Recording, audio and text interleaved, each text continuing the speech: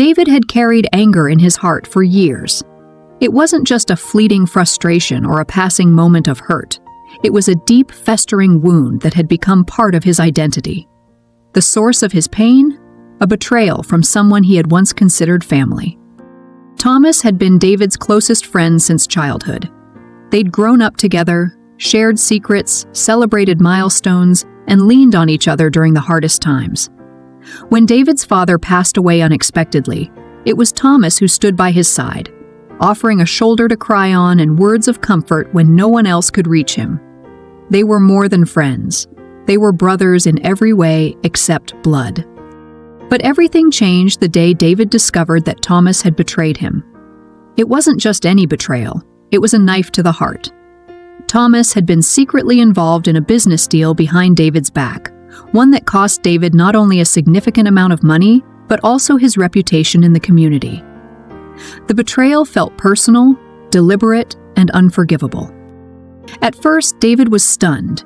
He replayed every conversation, every shared laugh, trying to find the moment when things had started to unravel. But no matter how much he tried to make sense of it, the pain only deepened. Shock turned into anger, and anger morphed into bitterness. Every time David thought of Thomas, a knot tightened in his chest, and resentment burned like a fire that refused to be extinguished.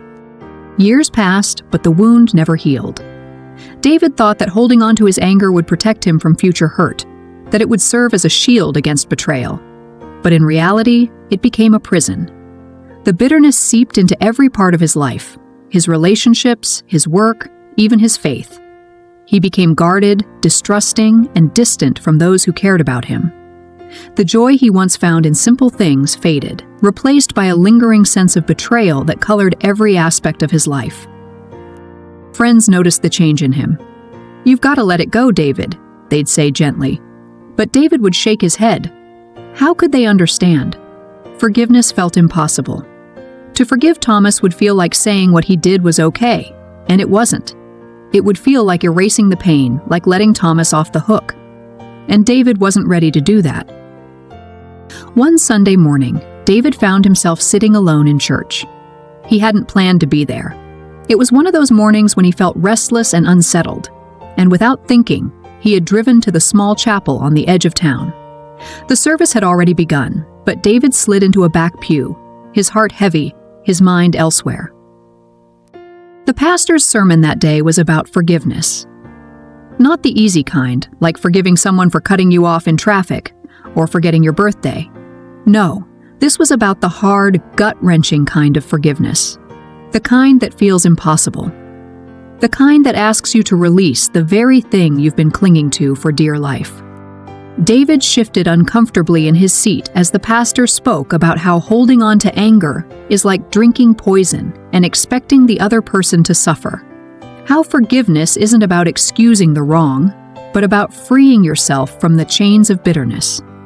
The words felt like they were aimed directly at him, piercing through the walls he had built around his heart.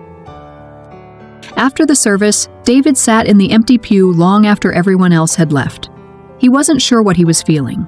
Anger, sadness, confusion, maybe a little of everything. He closed his eyes and whispered a hesitant prayer, not even sure who he was praying to anymore. "God, I don't know how to do this," he murmured. "I don't know if I can do this."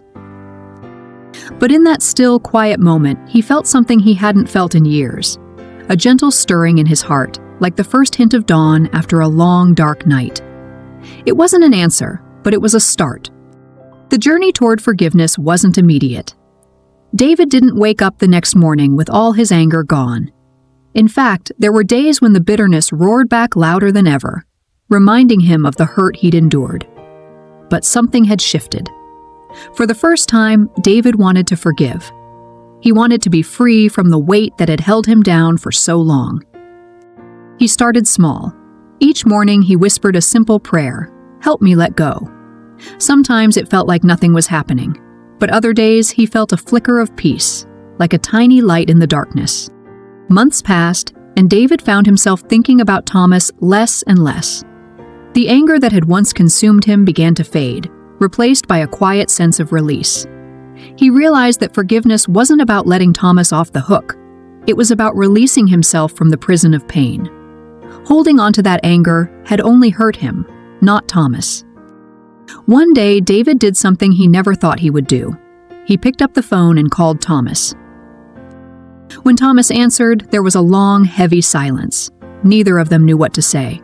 Finally, David spoke. "I'm not calling to rehash the past," he said quietly. "I just want you to know I forgive you." The words felt strange and foreign as they left his mouth, but once they were spoken, David felt an unexpected lightness in his chest. Thomas didn't know what to say. Maybe he didn't deserve forgiveness. But that didn't matter to David anymore. The forgiveness wasn't for Thomas. It was for himself. David's story reminds us that forgiveness isn't a sign of weakness. It doesn't mean excusing the wrong or pretending it didn't happen. It means choosing to release the burden of anger and bitterness, choosing peace over pain. Forgiveness is a process. It doesn't happen overnight, and it doesn't mean forgetting the hurt. But when we forgive, we open the door to healing. We make space for joy, for love, and for hope.